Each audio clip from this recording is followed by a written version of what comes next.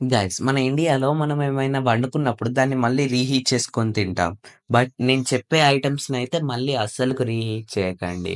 First of all టీని ఎప్పుడైతే reheat చేస్తామో దాంట్లో ఉన్న టానిన్, ఫ్లేవోనైడ్స్ అనేవి ఇంకా ఎక్కువగా ఇంక్రీజ్ అయితాయి.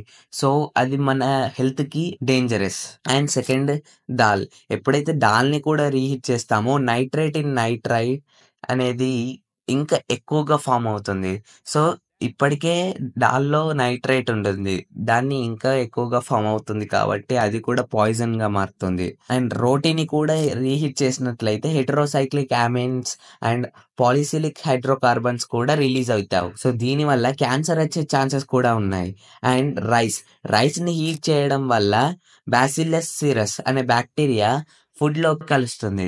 సో, దానివల్ల ఆ రైస్ అనేది పాయిజనస్‌గా కూడా మారుతుంది. అండ్ పన్నీర్‌నైతే అసలుకు రీహీట్ చేయడానికి మీరు నో చెప్పేయండి. ఎందుకంటే ఇది ఫార్మాల్డిహైడ్ అనే ఒక కార్సినోజెన్ బాక్టీరియాని రిలీజ్ చేస్తుంది. సో, దానివల్ల ఆ పన్నీర్ అనేది మొత్తం విషంగా మారుతుంది. సో, దీనివల్ల మన హెల్త్‌కి చాలా డేంజరస్. ఇప్పుడు మన ఇండియాలో ఏ ఇంట్లో చూసినా ఎప్పుడైనా మనం ఏమన్నా చేసుకున్నా, ఏం చేసినా కూడా దాన్ని రీహీట్ చేసుకొని మళ్ళీ తింటాం. సో, ఇలాంటివి మన హెల్త్‌కి కొంచెం డేంజరసే. So, be careful guys.